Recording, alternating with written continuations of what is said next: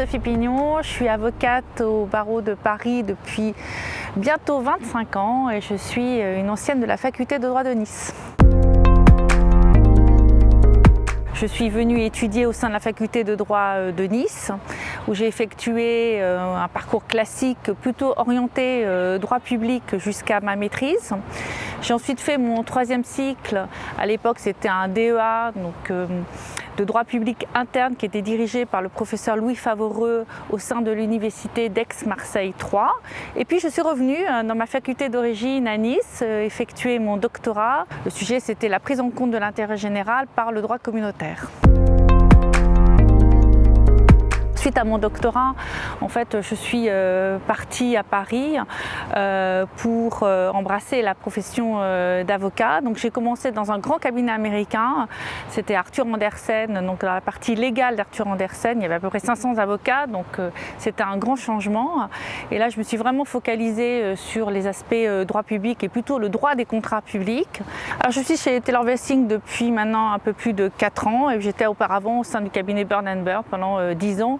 Et je dirige la pratique droit public financement de projet. En tant qu'associée en charge de la pratique droit public financement de projet, je m'occupe aujourd'hui de toutes les missions relatives à du conseil essentiellement, enfin un peu de contentieux mais de manière on va dire un peu accessoire. L'idée c'est vraiment de faire du conseil transactionnel, donc dans 2 types d'opérations, soit des opérations, ce qu'on appelle des opérations de greenfield, c'est-à-dire la construction d'infrastructures ou de bâtiments publics, des aéroports, des autoroutes, des hôpitaux, des universités. Je ne suis pas tombée dans le droit public, c'est plutôt, ça a été une histoire de rencontre en fait.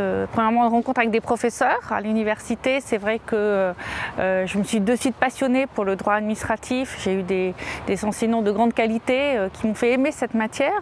Et puis après, quand je suis devenue avocate, je crois que c'est vraiment les dossiers, le contact avec les clients, cette matière assez particulière. Et puis c'est tombé à une époque où en fait le financement privé d'infrastructures publiques commençait à émerger sous l'égide de l'influence anglo-saxonne.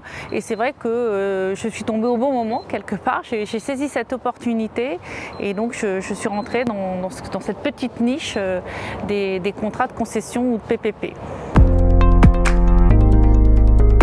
Il faut être curieux, s'intéresser aux clients, s'intéresser aux projets, s'intéresser aux problématiques, avoir envie de chercher. Avant tout, un avocat ou un juriste, c'est un bon chercheur. Donc la curiosité, je crois que c'est une caractéristique essentielle.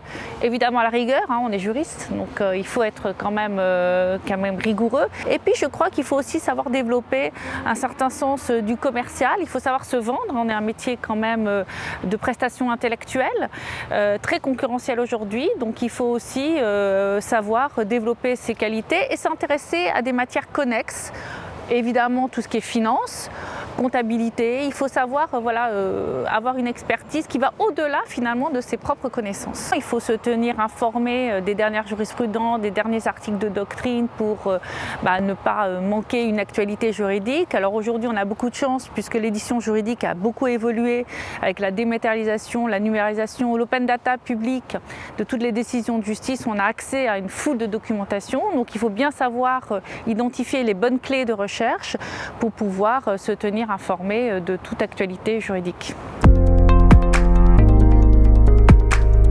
J'ai la chance d'être associée au sein d'un grand cabinet international. On est une centaine à Paris, plus d'un millier dans le monde. Donc c'est vrai qu'on a la chance d'être entouré. Donc je n'exerce pas mon métier de manière solitaire quelque part. J'ai une équipe qui m'entoure, j'ai des collaborateurs, j'ai des stagiaires, j'ai un service de documentation.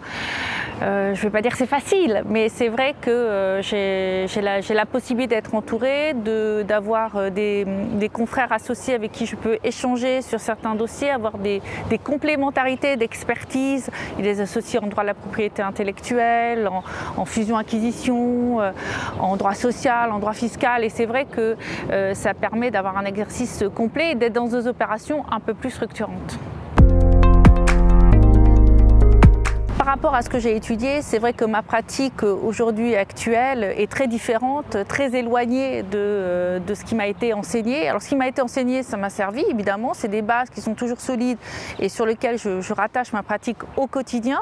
En revanche, les dossiers dans lesquels j'évolue et le monde dans lequel j'évolue est très différent et je n'aurais pas imaginé, lorsque j'étais étudiante, pouvoir faire ce type de dossier. C'est vrai que c'est satisfaisant de faire des dossiers d'envergure qui sont même dans l'actualité aujourd'hui nationale et ça c'est vrai que c'est très épanouissant.